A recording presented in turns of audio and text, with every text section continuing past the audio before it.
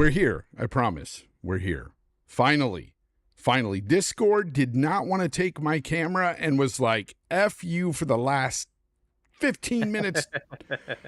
I am so sorry, everybody, for being so late today. But you know what?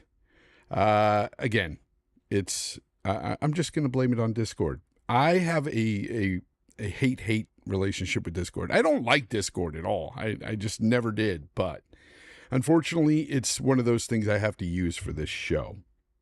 Again, I apologize for everybody that's been waiting, but we are here. Welcome to the Games Talk Live podcast. Of course, I am your host, Jay Fonzarelli. Along with me, wait a minute. Ooh, are we getting? We have a third. we have a third coming in, and we're all mixed up because he joined. Thanks a lot for mixing us up. Yeah, well, we'll change this on the fly. But anyways, and it says Jake on the bottom. Great. We'll get all this figured out and fixed in a moment. But anyway, I just want to say welcome, everybody. It's kind of a nightmare. I am Hargeet Chani. I'm here with my co-host, Jake, FSAPO. And, of course, Fonz is with us tonight. And we're going to have a great show. Welcome. Welcome, Colt. It's good to see you. Hey, thanks. Yeah. Colt, what have you been playing lately? Talk to us about what's been going on with you lately in the YouTubes, man. I mean, some good stuff with Indiana Jones, and tell everybody about your video that you put out. There's a lot to unpack, but yeah, I was very cautious about the preview, and then the game won me over when I played it, so I put out a review, I put out a guide video sponsored by Bethesda, and then a TikTok, and then did a live thing with Rand on the day of, and just been playing Indiana Jones and Stalker and Mass Effect Andromeda. It's been really weird, but thanks for having me on. No problem. Hargeet, what have you been doing while I just play, whack-a-mole with these cameras? Yeah, I was trying to finish some of the games that are leaving Game Pass, and I was on Tiny Hearts, and then Indiana Jones dropped, and everybody's like, it's good, and I'm like, okay, what the hell, I'll just pay the $30 and play it early, and since I started playing it, I can't stop playing it. it's really good. That's what I'm hearing. I'm hearing a lot of people like it. The night that it came out, I kicked it off. I'm like, I'll play this for a little bit. And by the time it was like 7 a.m, I'm like, oh shit, I really need to sleep. So that was the night before last, and last night you were on pretty late too.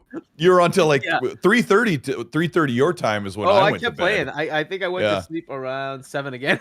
Hargeet, I kept playing too. I kept playing a game as well, not Indiana Jones, but I've been playing Path of Exile 2. Look, and Marvel Rivals just came out too. Holy it's crap! A great week.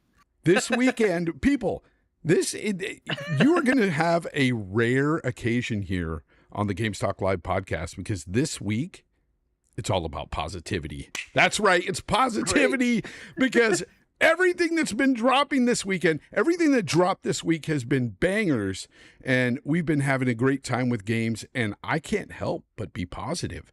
Yeah, that's right. Fonz is actually happy with these games that are out right now.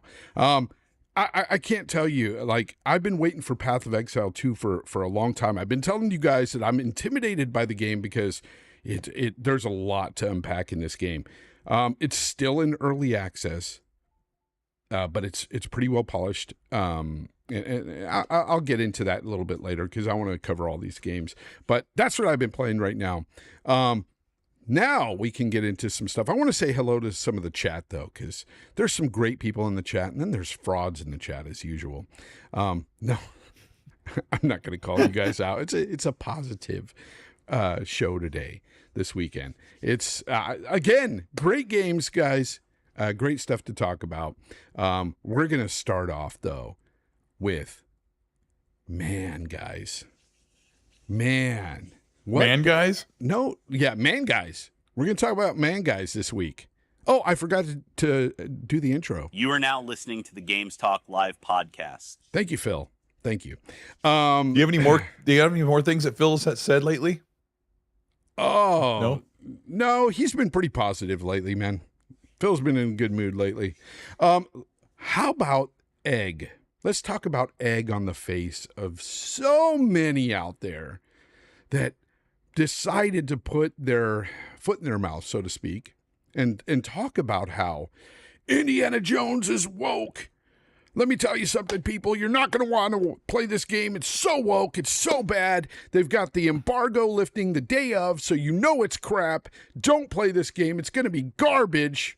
To the very next day, when the game comes out, and they're saying, "I was wrong. I'm going to pick it up myself." Actually, even apologies being put out there by some of these people, and I got to say, hilarious. Have you seen some of this, Hargeet? I'm not on the the Twitter world or the social media world, so I don't. No, but I'm sure you've heard through the grapevine some of this stuff, because you do hear some of this stuff. Sometimes I hear things like from you guys or other people, but yeah, so that's basically all I've heard. I haven't seen anything direct, but it doesn't surprise me. Pretty much everything nowadays, if there's a hint of anything with any DEI thing or woke thing, it gets. Well, it wasn't just that; it was the fact that the embargo was being lifted.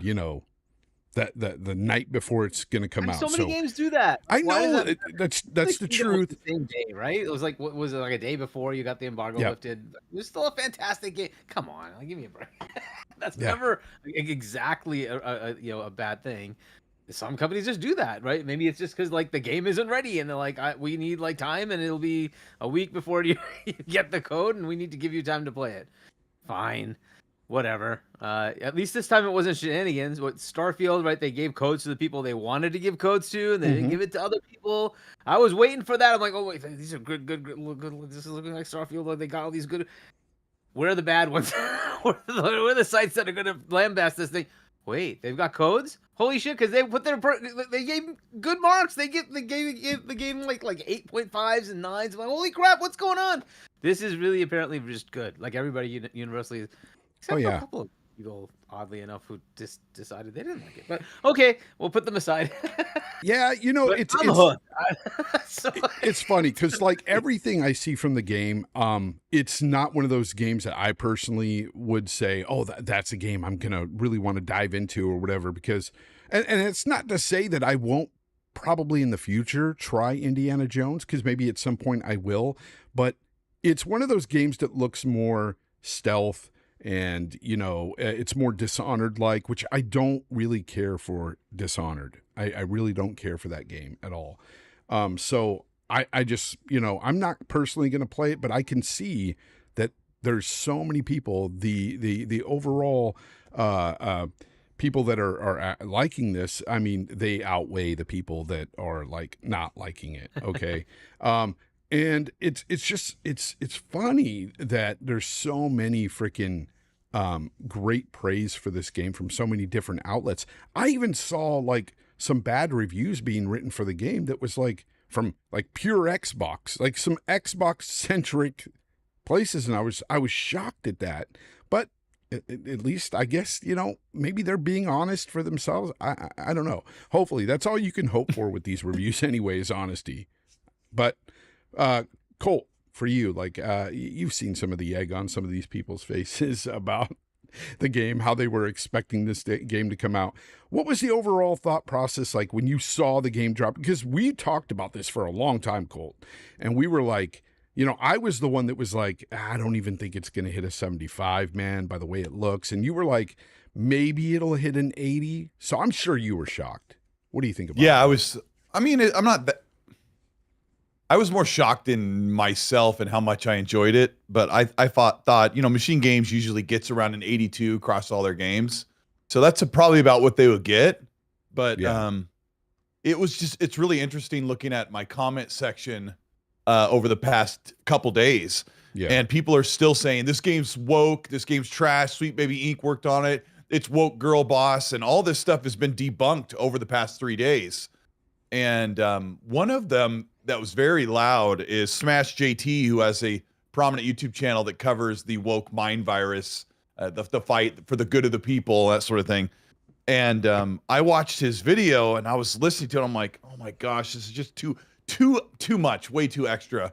And so yesterday he said something about the game getting a good reception. I said, but I thought it was woke girl boss and trash because Microsoft had no confidence in it. And he said, yeah, man, I was pleasantly surprised. Good to be wrong. And I was like, oh, that was really cool, because I wasn't really rude to him. I just said, hey, I thought this is what everyone's saying. And he took it at stride, which is pretty cool.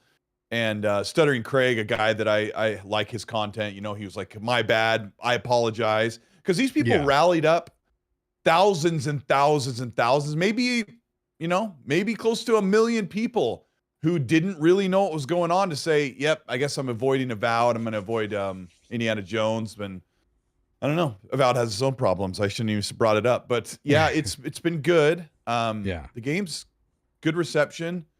And what's some of the Xbox needed something like this in their without portfolio. spoiling anything? I'd like for you guys to talk about the game a bit. What you guys are liking about it a lot. I mean, you've beat it, Colt, but I know I've seen your tweets and you've gone back to the game, kind of exploring some of the areas that you are finding that's pretty new to you now. Even there's still more to see. So I just did an hour before the show in the second level of a bunch of stuff I've never even happened upon. Yeah, in my first playthrough, and I should have done that the first time. So, yeah, there's a lot. Colt classification there. We can't spoil anything. Like, I didn't want to spoil the opening scene. I didn't even capture it. I didn't take any screenshots that I shared. I took 2 screenshots, but I never shared them. There's basically the very beginning, a really cool section in the middle, and then the last section. Bethesda said don't show after this point, right? And then this midsection, which is really like cinematic set piece driven, I didn't even show it in my review. And so if you watch my review with the sound off, you might be, is that all the game has to offer? But like, I didn't want to show all this stuff that I think that you need to walk in first person and see it for yourself. And most people aren't playing the game until Monday because of the high price tag for early access. So yeah, that's true. I forgot it was in early access still. Yeah, that's right. Hargeet, what are some of the things that's really grabbed you in this game? Oh, I can't hear you. Muted. Yeah, sorry. There you go. So look, the kind of the feel of the game, and this is just one of those things, like if it can be done right, it can be done right. You feel like you're in an Indiana Jones movie, and there's just like, I don't know how to even explain it. Like, it just, like, every nuance is right. Like the voice, it's just stunning how much it sounds like Harrison Ford. And the visuals are great. Obviously, they're like the his face, it looks pretty much exactly like Harrison Ford, right? And you got the other cast of characters. It feels like a classic, like on the first trilogy. Right, that kind of Indiana Jones, like it really fits right in, and it like the period looks right, everything's right. It just, I don't know how to, like, it just feels like you're immersed in an Indiana Jones movie, but you're doing it, and it's not like, so here, I think Fonz, you would like it to be like guns shooting. Yeah, that's not Indiana Jones, right? If he had a pistol, you got 6 shots, that's it, right? And that's how it plays. You don't have like a constant that you can pick it up. You can pick up a weapon and shoot it, but that's it. It's done. You got your 6 bullets, you're out, right? You can pick up a rifle and shoot it, but you got your, like, whatever, 7, 8 bullets, and you're done, right? You have to then go and do something else. There's a lot of stealth, but it's not like stealth that's like, oh, we have this tall grass, and you're just hiding inside it, even though it's obvious you can be seen, right? It's not like that. They kind of like, you have to go vertical, you have to go underneath, right? You have to do things like go around, right? Is it still like, can somebody potentially see you anyways? Because in real life, if you're so far away, you're probably going to be seen. Yes, they do have a field of view that they kind of limit, but still, it's pretty good. And then you can kind of go and pick off people. I love it. It's so, like, it kind of gives me that sort of AC feel, but not in an AC game. It's really Indiana Jones. It's so good. Is there anything about the game that maybe could have been done better, in your opinion? Like, is there something? First thing, the first nitpick I have is just a small one, but it is a nitpick, is the saving. You can't save, from at least on PC, from what I'm seeing, you can't save, it's checkpoints. And the problem with checkpoints is if you screw up, and I don't like if I am trying to do a stealth and I get caught, then I want to like restart and do it right. And so that could be like 2 minutes. It could be 15 minutes. And then if it's 15 minutes, there's a whole bunch of stuff that you have to redo, right? Which it kind of sucks. Whereas like in a game where I can just save before I do something, I'll just save, right? Now I can go try. Oh, I screwed up. I'll just restore, right? But I can't do that. The checkpoints are kind of so sometimes I lose quite a bit of gameplay and have to kind of redo it because it kind of checkpoints. I don't know what the frequency is, but it kind of does it on like game, like the main story or a you finish a side quest, right? So it'll checkpoint there. Sometimes I notice you go away from an area and come back, it'll checkpoint. So like I'm just kind of learning that maybe is something I should do, but it's tough to do while you're in the middle of an area trying to stealth your way. That's my nitpick so far. But again, I haven't played the whole thing. I'm 10-12 hours in, something like that. And I'm in there's the prologue. The first main area is the Vatican, and then the second area is Giza. I'm in Giza now, so that's. and you did something you don't normally do. You did something you don't normally do, which is you pulled away from games that are leaving Game Pass and not finishing them to play indie, and that's huge for you. I know that's a big deal. I usually try to finish those games, and it's like there's two of them: there's Tin Hearts, and then the Quarry that are leaving. That I want to try to at least give them a chance. Tin Hearts is pretty good, but this is just so much more compelling. It just hooked me. It's just one of those games. Some games just have that like I don't know, this feel that it's just fun and you don't want to stop and you just want to keep going. That's what it's like. If you don't like it, you don't like it. But for me, it's just been great. That's what it's about. I tell people all the time, it doesn't matter what I like or what Timmy likes or what anybody else likes. It just matters what you like in gaming. It's a selfish hobby. That's what it is. Yep. And it's nice to see that this weekend, though, so many people are having fun with it. And I see people out there like trying to break it apart, showing some things, saying this is sloppy, this is bad. That's what it's like. Some people are just miserable and want to look for things to be bad in a game. Let's be honest. I mean, it's not perfect. It'd be a 9 or 10 if it was perfect. Yeah, I'm giving it 8.5 to 9 so far, and depending on how it ends, it'll be in that 9 range. Depending on if it could go up and down, right? It just depends on how they end it. But so far, it is fun, right? So that's awesome. By the way, there's Path of Exiles, there's Marvel Rivals, there's also Fantasian, which I think is a Square JRPG that just came out as well, and we have indie. So it's like so many games that came out at the same time. So Marvel Rivals, I think it's still concurrently getting like 450,000 people on right now. Oh my gosh! Today, ever since it launched, it's been about that. And I played it launch night, and I think I was in a party chat with you guys, I believe. I know Colt was there. And I played 3 matches. I had a good time with it. It's just I don't want to play Overwatch again, and that's and if you love like original Overwatch, that's what it's a lot like, but with Marvel characters. And they may be drawn in like anime style, but it's cool. It looks really nice. And it's all third person. The character design is incredibly awesome. It's a mix between a Marvel cartoon and anime. So it's got like that mix where I can actually stand it. But when I played, I'm like, but I already did Paladins in Overwatch for years. I'm like, I don't think I can do this again. But it's such a solid game. And I think Rivals is going to be really, really successful. I think it'll stick around for a while. Sounds like people are really happy with it. Well, they have a couple of things going for it right away. They have free to play. Hot girls. Marvel. And of course, they got some hot girls in it. No, you put good-looking characters in a game, damn it. It's most likely gonna freaking be played, especially if it's free to play. It's just, I mean, look at the first Descendant. Same thing happened there. I think what on that note, I will say this: developers just need to put some good-looking people in their game. Male, female, it doesn't matter. Just good-looking people. That's what we want. It's what most gamers freaking want to, gravitate to. It's just, that's the way it is.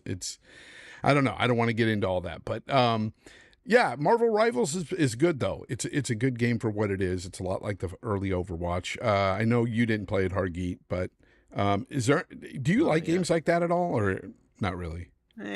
Not really. I'll give it a chance though, I suppose. But the problem is like multiplayer games are just to keep playing round after round for so long. I like playing the games where I get to actually have a story. And if I'm going to play multiplayer, I like more co-op multiplayer where I'm playing with my friends. I hear right? that. That's kind of more.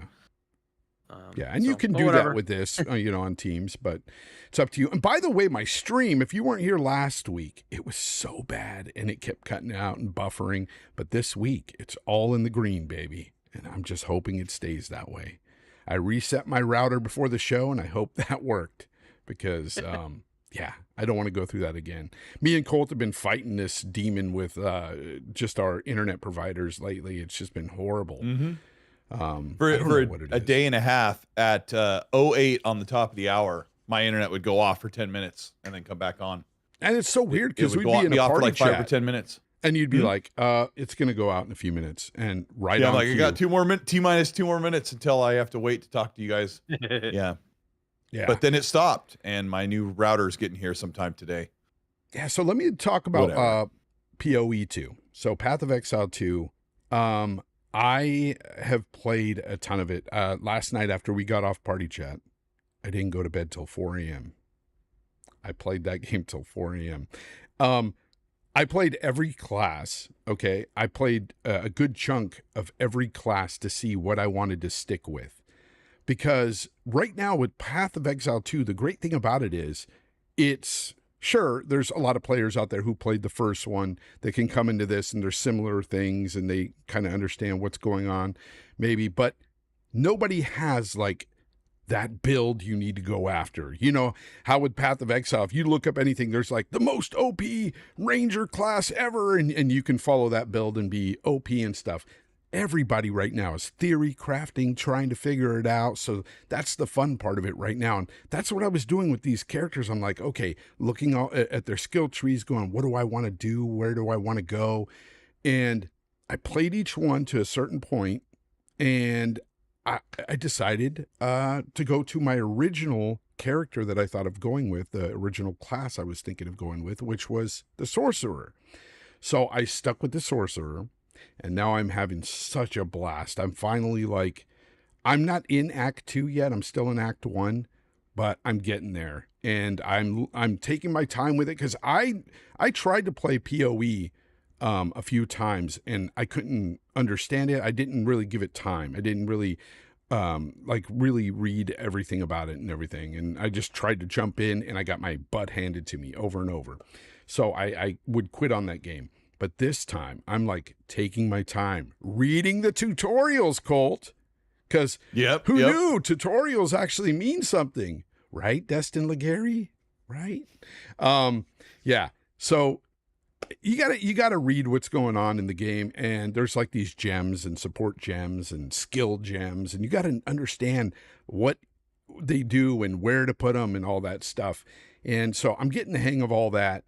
And I'm just having a blast with a frost mage. That's what I'm kind of building, this ice frost mage type of build.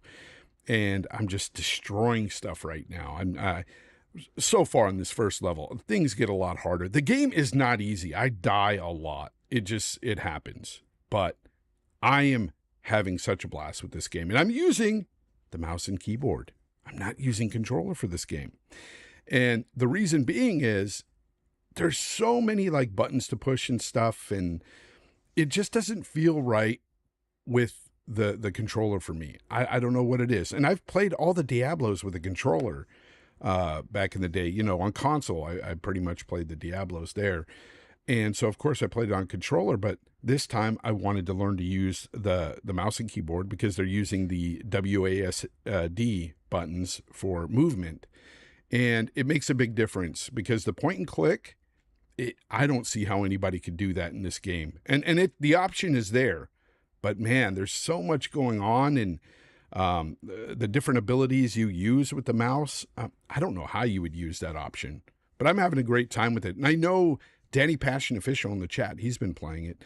I don't know how well received it is for him, but hopefully he likes it. Anybody in the chat playing it, I'll put up a poll because I really do like this game. Again, a lot of people you'll hear like fight between Diablo and POE because they're so similar type games. There's an audience for both. And it's like Android versus Apple. They're kind of like at odds with each other. I don't see it that way. Diablo's a great game on its own right. There's just certain mechanics and things within POE2 that I think are better for me. I like them better. But the stream is freezing. Oh, my God. Wow. Really? Yep. I'm dropping frames. I just saw it. Well, you sound great here. Nah, but when it starts like this, I don't know why it does Hold on. this. I'm looking at it live-ish. Yeah, It's still like full quality. Yeah, but it's freezing. I see it now. What's it saying on the on OBS? What's the it's little in meter? the red. It's dropping frames 4.2%. Tell you what, man. I don't know. Maybe understand maybe the internet line that runs down the fault of the West Coast is like messed up. I don't know what it is, but it's got to end. It's showing buffering on the Yeah, screen. Yeah. yeah, it's pretty bad. It's on and off. Just keep talking. Yeah. But anyways, so I'm having a good time with that. As soon as this show's done, I'm going to get right back to it because that's how addicting it is. And I know you're the same way with indie, right? You're going to jump right back to indie, Hargeet. Oh yeah. I was playing it when I woke up and then I stopped. Freaking, I said I stopped that. at like normally it's at 6:00, right? I Yeah. stopped at like 5:58. I'm like, God damn it, I have to save and go. So like I found a way to get the save checkpoint and get out. Yeah, And then you told me it's at 7. Like, oh. So this morning, we have a WhatsApp group with Gaz and I and Cold, and I was telling them that I was watching. I mean that I was playing this game and I played it until 4 a.m. and they were Colt gave me a hard time and said, "You're addicted. You need to have a therapist contact you or whatever. Or I'm gonna call a therapist." It was so funny. And then Hargeet's playing his game till 7:30 in the morning. A grown man playing all night. Got a real problem, Hargeet. Do I? I didn't have to go anywhere. It's Saturday, right? Danny Passion worse when it was Official Thursday.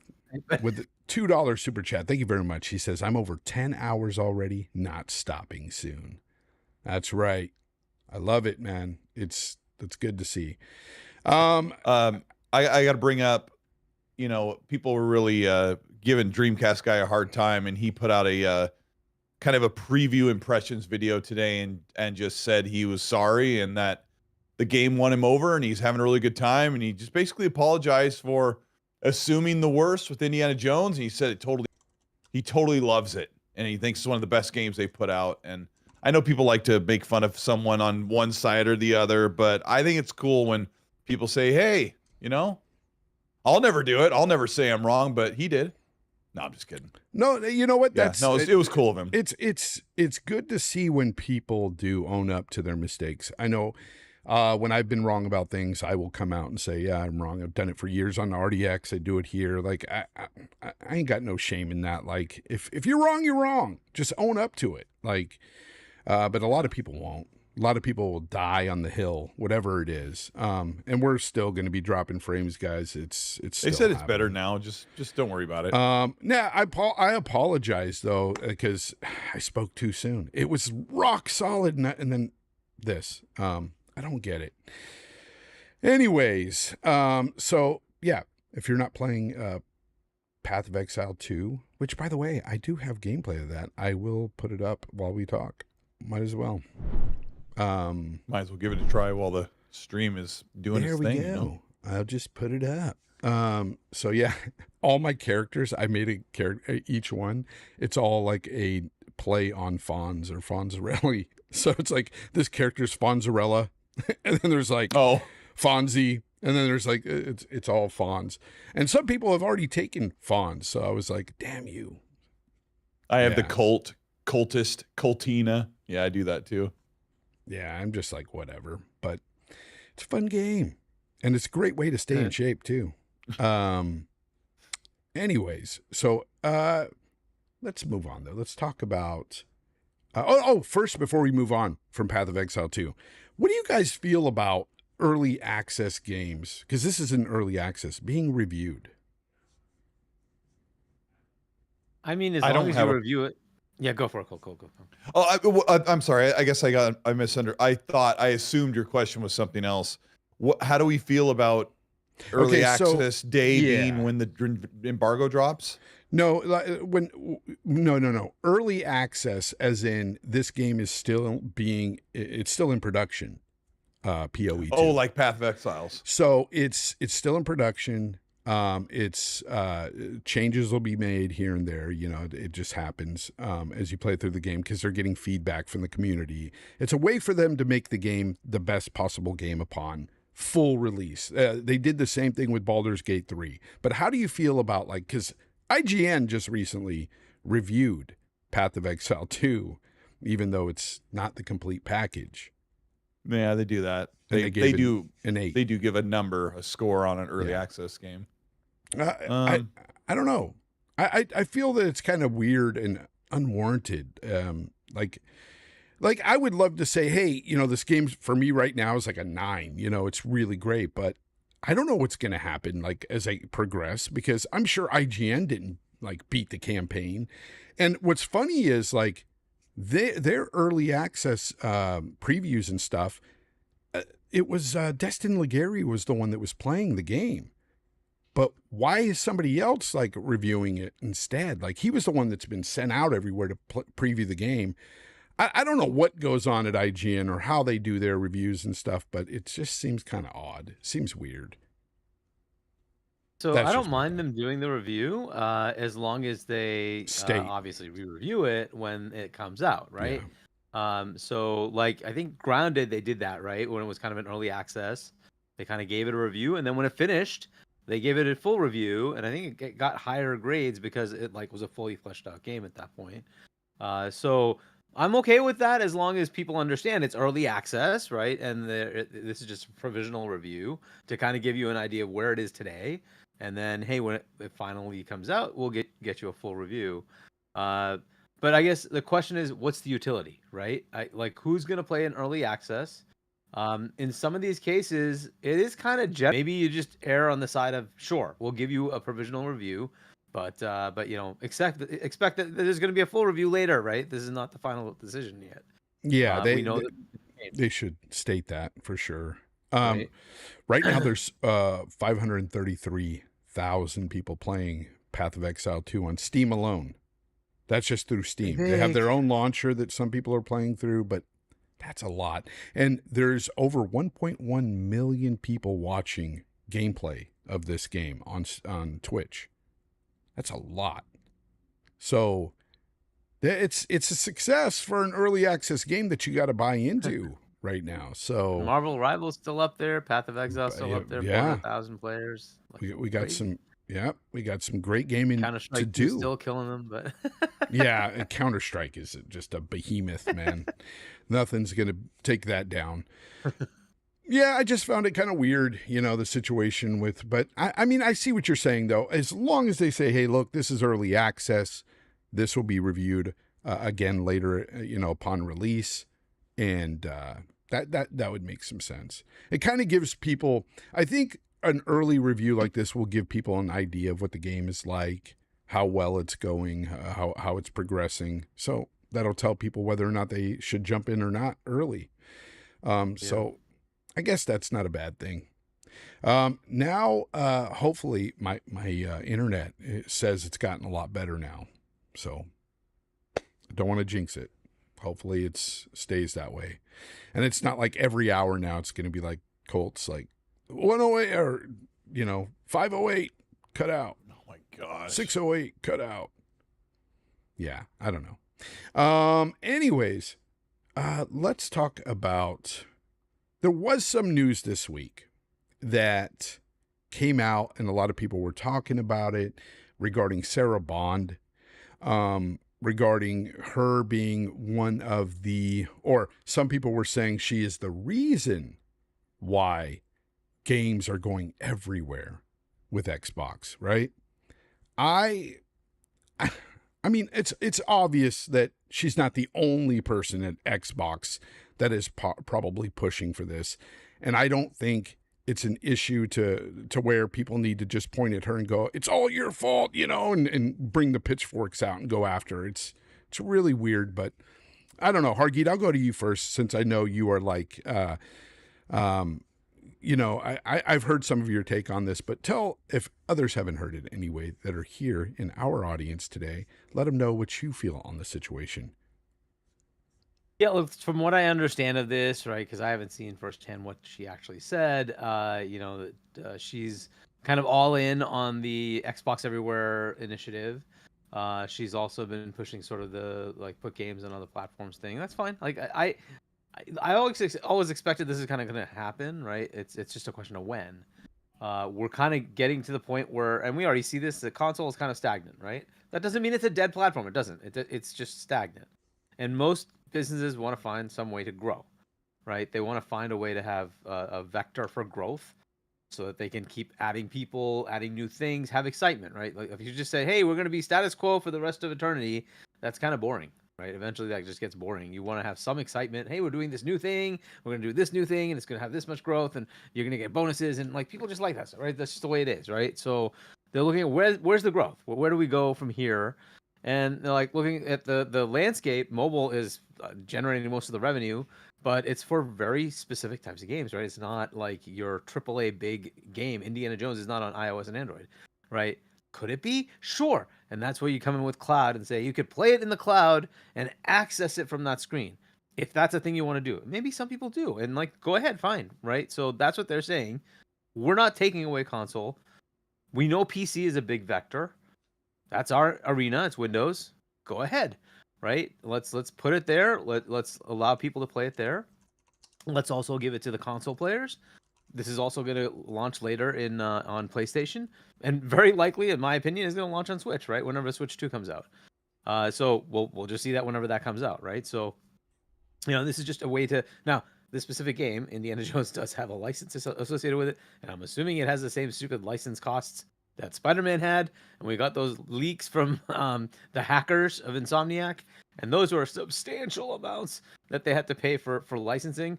So I'm gonna guess they're gonna try to get every ounce of every penny they can possibly get because they have to just pay Disney off, right, to get the license cost done.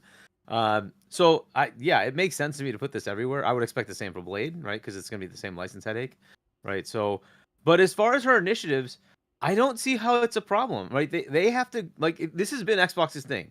Maybe it's a messaging problem, but they always look to the future, and they're almost always right that things are going to go here, right? They put that in, and then somehow message it wrong, and everybody says you're dumb, and then like 5 years later, that's exactly where we are. And it's like, well, and then you have the fast follow of PlayStation who does exactly the same thing.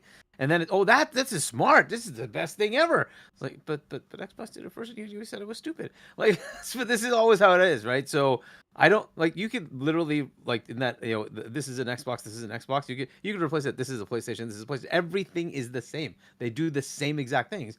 They're just not advertising it, right? But they are doing exactly the same things. They're also on PC. They're also on mobile. They're also in cloud. They're doing the exact same things because why? They know they have to do that too. Right, so I don't see the difference except they're doing it first. Xbox always pushes the boundaries. They're like, we're going to do this first.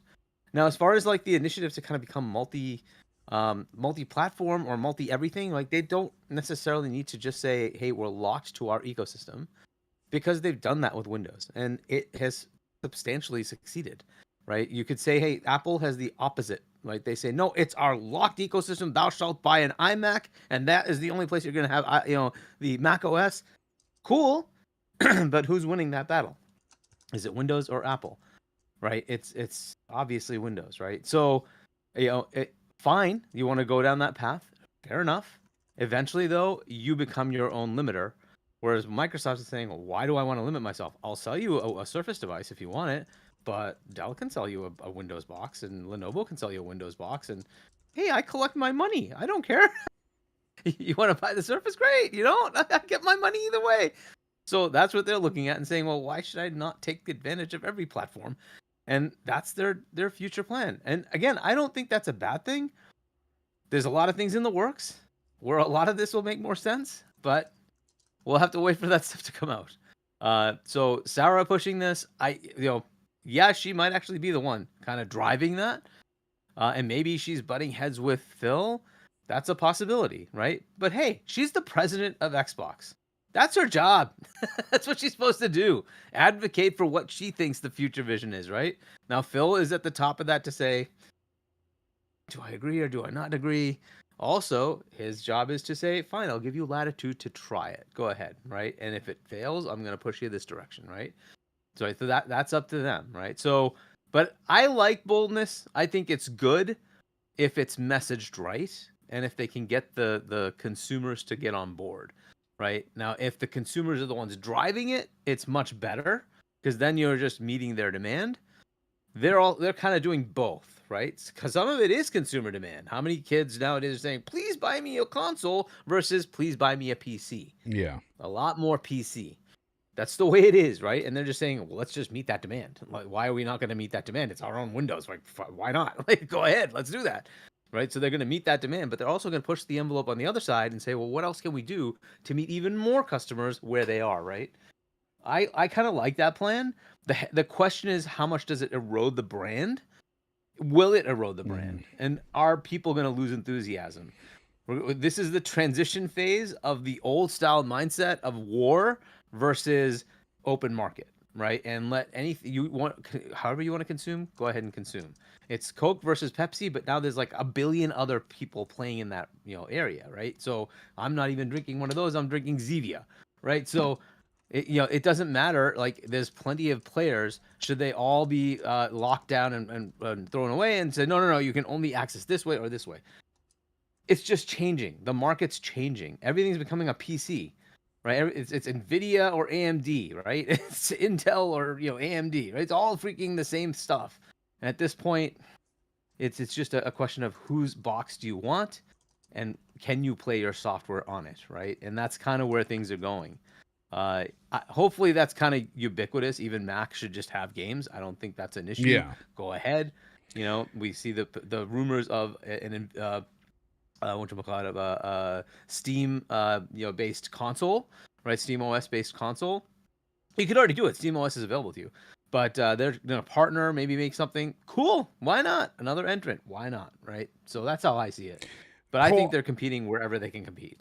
Cole, I got a different question for you regarding this situation. What would you say to people that often say, well, a lot of you Xbox guys, you at first didn't like this. You championed exclusives, and then you now changed your tune and said, you know what? I'm okay with this. This is fine. Are you fine with this? No, not really. Yeah. No, not really, because there's a difference between how fine I am with it, because I know people who fight vehemently and violently, or insultingly about their console losing exclusivity. The reality is that they're not going to be able to keep full console exclusivity. The reason being, in way in the beginning when Hargit was talking, is that Xbox knows that they cannot compete solely based on only the console alone. That changed in 2016. There's no way that Xbox is going to be okay with saying, let's try and make a plastic fight and win against Nintendo and PlayStation. Mm-hmm. That has been a 10 to 15 year battle that is finally over. Yeah. So hey, hold on to that real quick. Albert G, he says, would Xbox be doing this going multiplat if they had over 80 million Game Pass subs? Didn't think so. You know what? You can't use that argument, because that's like saying, what if you had $1 million and you did this and no, I can answer that directly. I think they will, because look, a lot of that could be on PC. Okay, it could be but mobile. It's not even, but that's not even something you could say. The thing is, it's just not. The Game Pass subs aren't there. They're not 80 million strong, but they're still pretty dang strong considering the amount of people on the consoles itself and how many consoles have sold. You got to understand that. And also, at the end of the day, it really doesn't, that is just a small fraction of the issue. It's not just about Game Pass. you need to ask yourself, why is Sony, because you're such a big Sony guy, and that's why I'm coming at you with this, why are they putting games out on PC closer to their release dates? Why? Exactly. They're putting games on PC, period. The exact same reason, the same problem Xbox has. Yeah. Hiroki and Jim, and now Sean Layden have told you guys, the console is not enough. And we are in a market right now where games should not be costing over $300 million and taking 5 to 6 years to complete. It's not financially sustainable unless you have lightning in a bottle. So, and until the publishers and the platform holders say, no more 4+ year game budgets and game schedules, no more 300 plus or 200 plus $1 million game budgets. We're not going to do it anymore. We looked at the numbers. It doesn't work. And until that happens, which I don't think it will, we're going to continue to have this problem. And PlayStation is going to put their games on PC sooner than later. And they're also going to be putting them on the Super Nintendo Switch. And you're going to see a big shift in them. It's just Sean Layden talking, but it's the same story. It doesn't make sense, though. Xbox is going multi-platform and third-party like PlayStation is in a different way. And no, there isn't a trade. PlayStation games don't come to Xbox. They're in the bottom tier of the plastic war.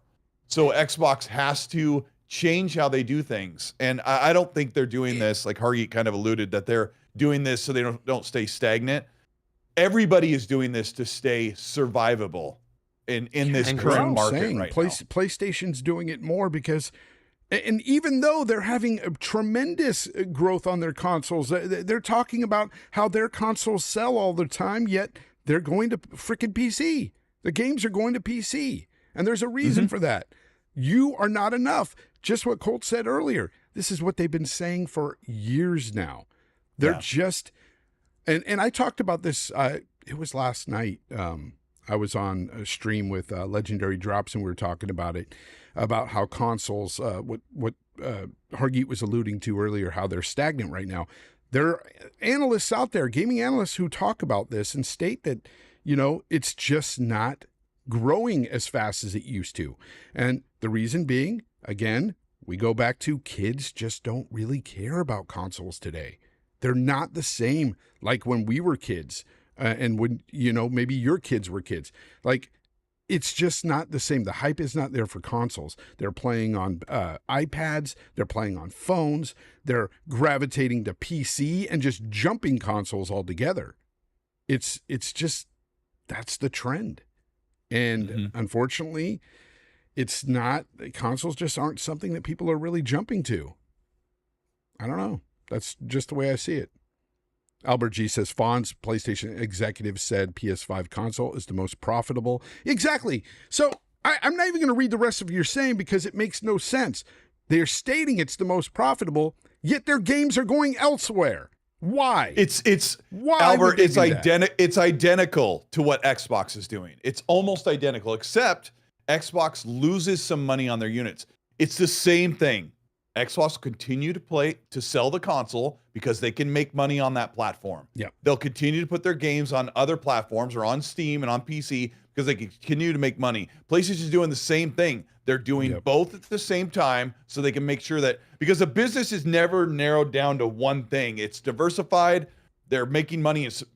PlayStation's more concerned about making money from monthly active users than they are selling consoles. Right now, they're in a slight upward trajectory with their PS5. They're slightly behind the PS4. So just keep doing that. Why would they give up on console? Why would Xbox give up on console? They're making a brand new console right now because they can make money in that avenue. Everyone thinks of things they have such a binary outlook on how the games industry works. And it's so much better than the way that these plastic warriors have perceived it for so long. This plastic only does this. Well, if they this only game see can one only be side here. of it, They're out there right? saying, there was a guy out there last week on a PlayStation-centric podcast saying this is not an open marriage. Stop putting PlayStation games on PC. I'm like, you know what? That marriage that you're talking about, PlayStation would die if they didn't diversify their business. They would be in trouble, just like anybody else. The thing is, it's a ridiculous thing to even argue because at the end of the day, like, I could just ask Albert G, hey, if they're putting their games over there, if they're so profitable, why are they doing that stuff? I mean, it just makes no sense. It's because they want more money.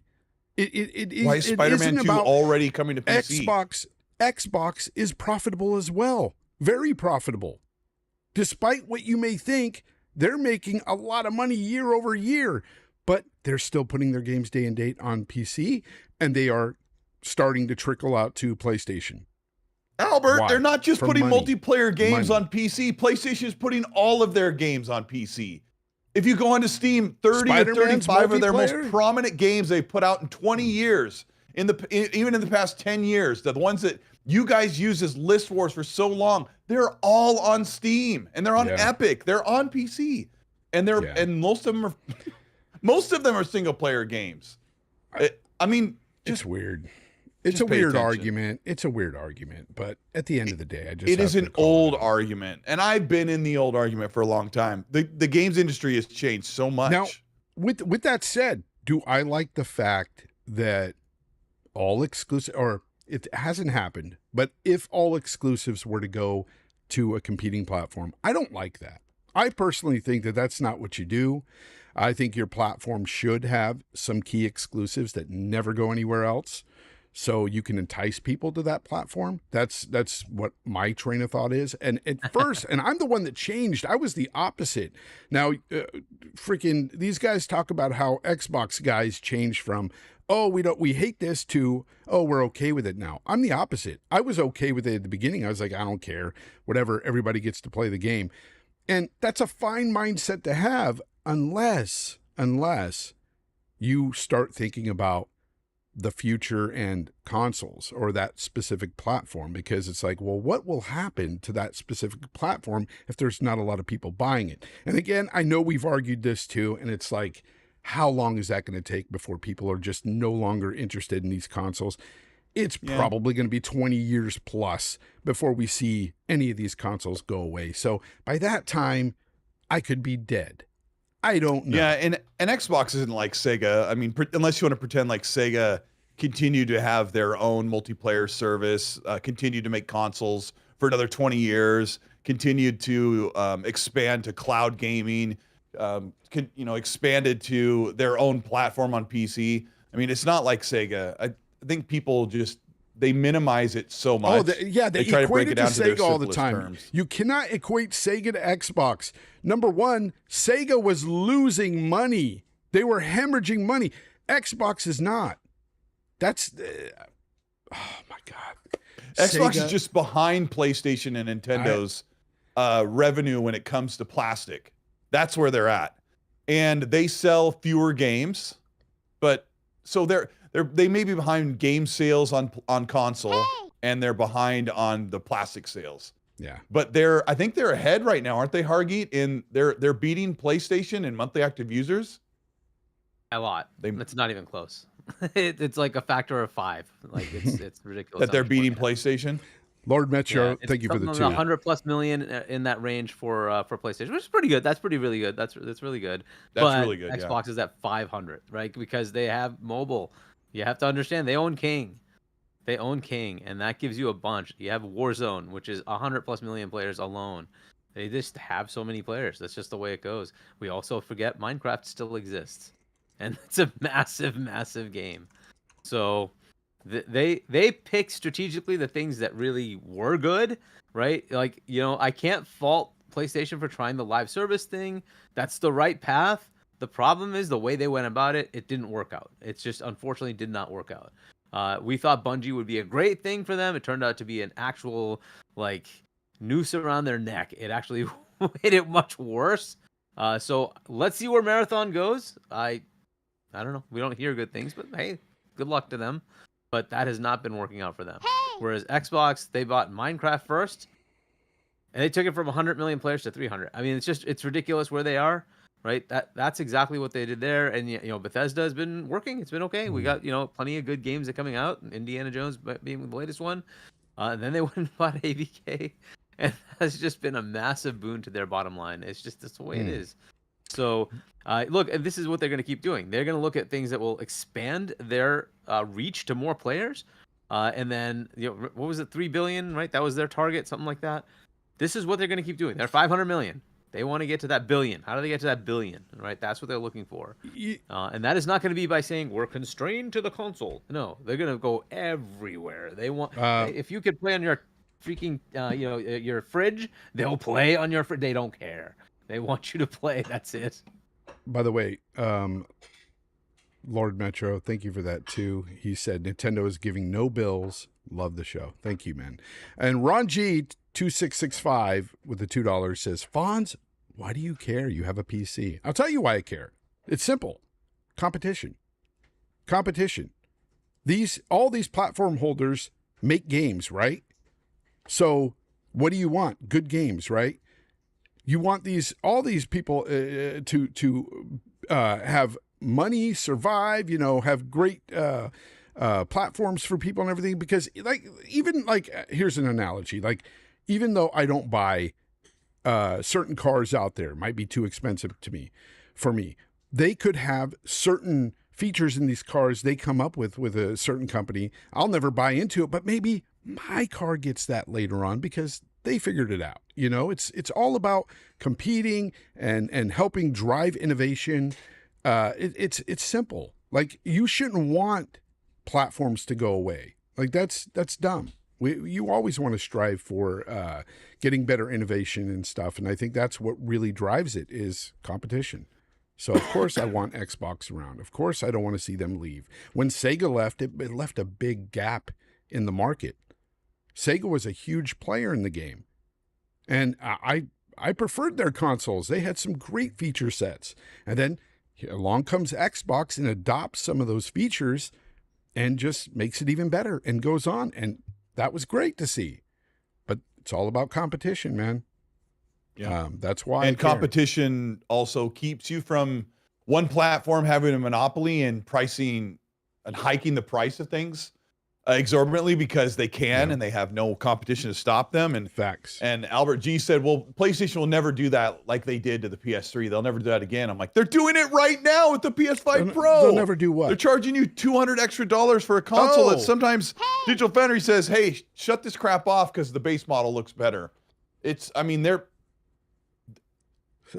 almost Xbox's fault that PS5 Pro is $700. Ron G, why do you have a PS5 Pro if you have a 4090? You just asked me that question, then said you own a PS5 Pro. Yeah, I don't understand that. Oh yeah. All right, because you care. You care about these games. You care to play these games. That's the same for me. And I would have a Pro too, if it was like, $200 cheaper. I don't think it's worth it at $700, but that's for me.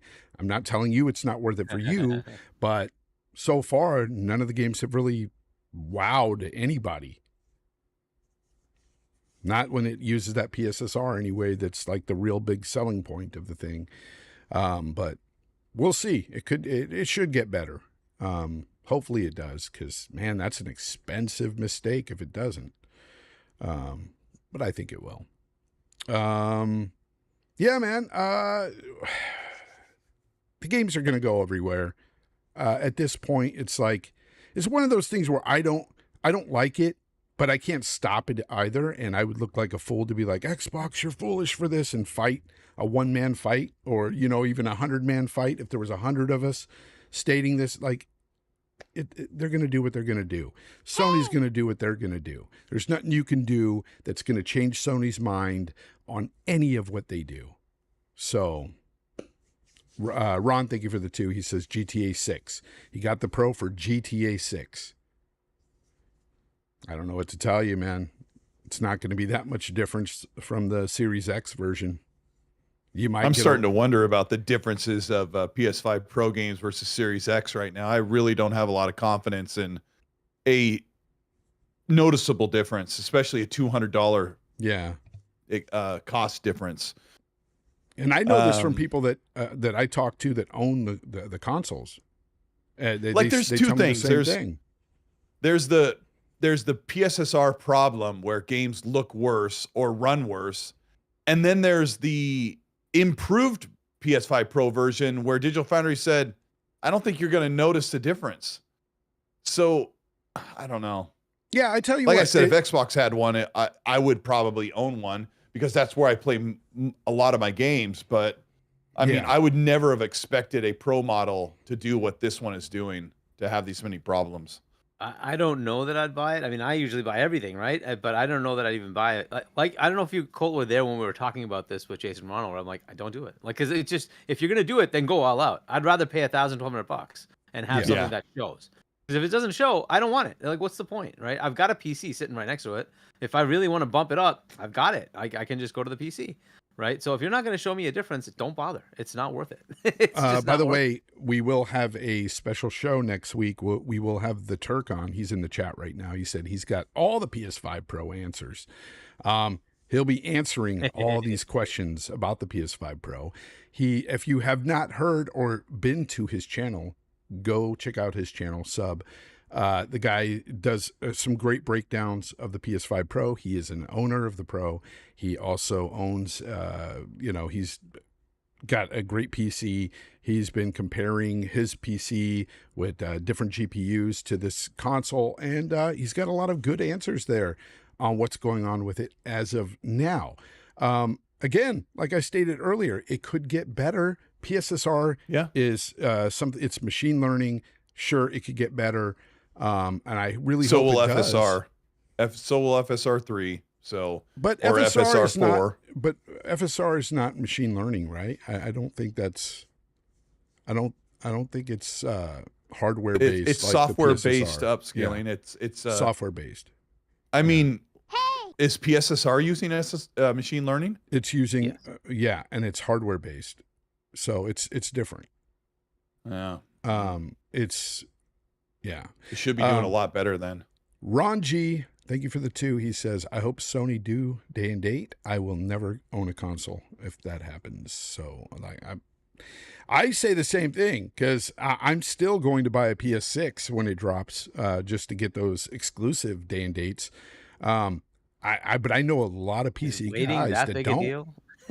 For me, I've got FOMO. I do. And there's certain games like, for instance, Grand Theft Auto 6. Whatever.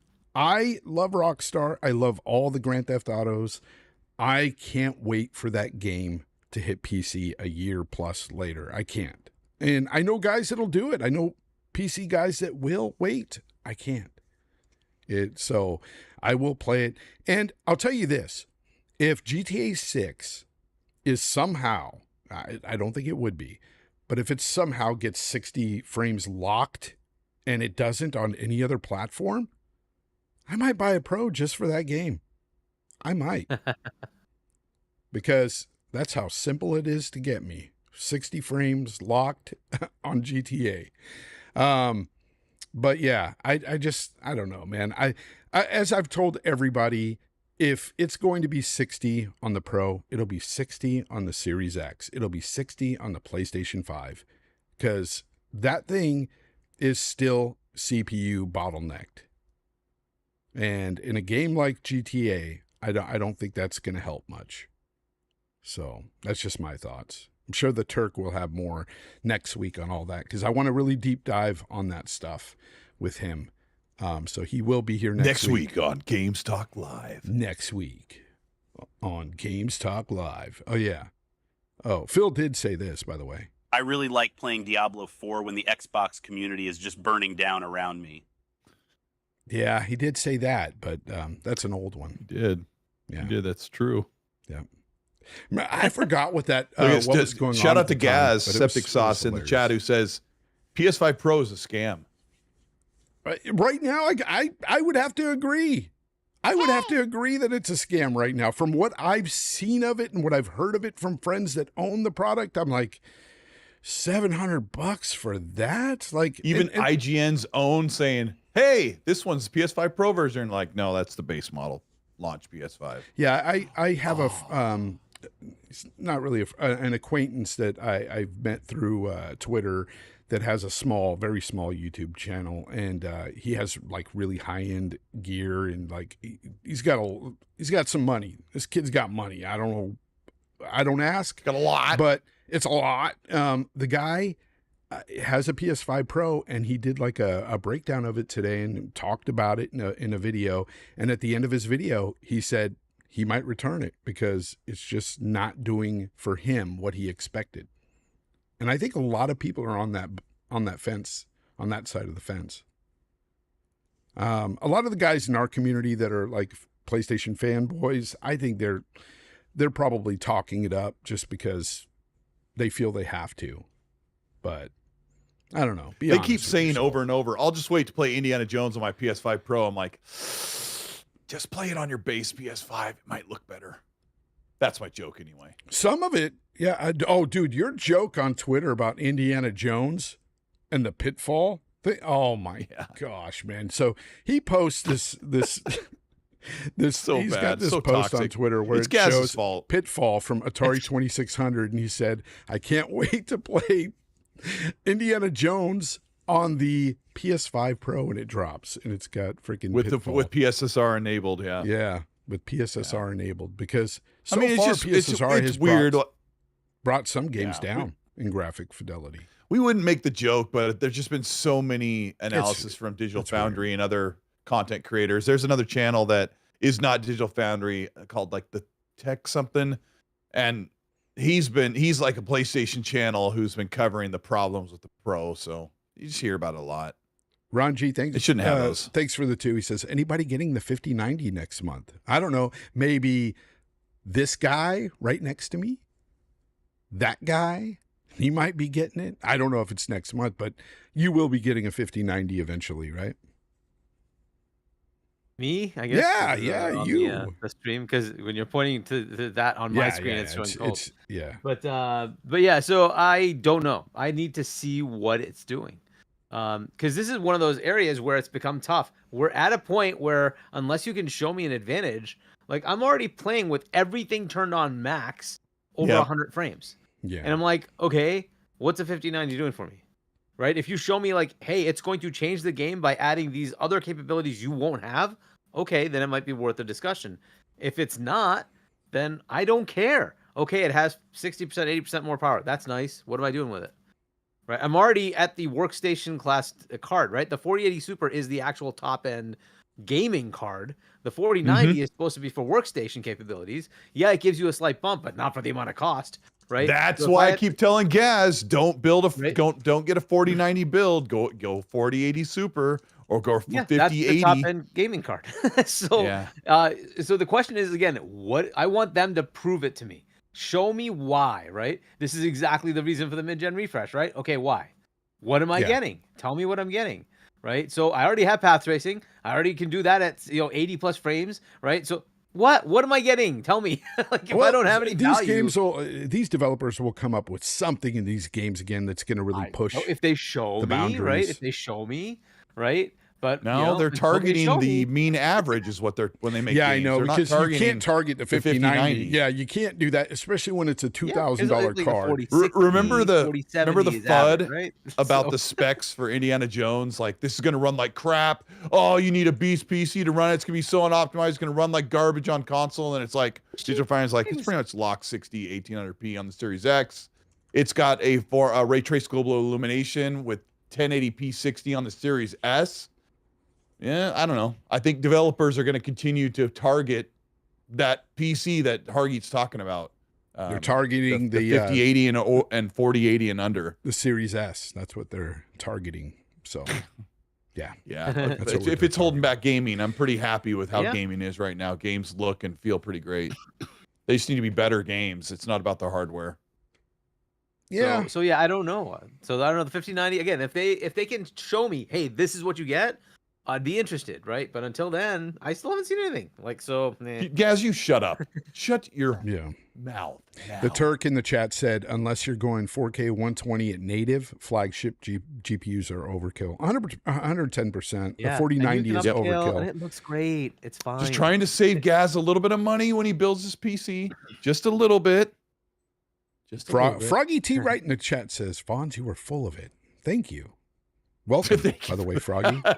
I'm glad you're People are like, I want to make sure it's future proof, so I'm going to get the one tier up. It's like, it's in 6 years, you're still going to need a new PC, no matter what you get. Yeah. He followed up with, "You're such a wet blanket." Why, thank you. I like blankets. Thank you. I don't like them wet, though. No, they're good when it's hot outside. A wet blanket's nice. Yeah, I guess. Yeah. But welcome. Glad you're here. Sunshine and full of rainbows and happiness and positivity. We are the positivity peddlers. Anyways. No, we're not. Was there anything you wanted to bring up today, Hargeet? Any news item of this week? Because that's what I've got. That's it. The Oh, only last thing I heard is sorry. Go ahead, Cole. Jeff Keighley confirmed there's going to be 3 Muppets at his Games Awards show. Muppets. Yeah, Did people, 3 by of the them. way, vote? That reminds me. Did people vote for the Game Awards stuff, like the user voice, whatever the user? I never didn't do saw. it. I didn't. Did he send one out? Yeah, it's out. Yeah, it's out. I out. didn't do it. I'm not going to.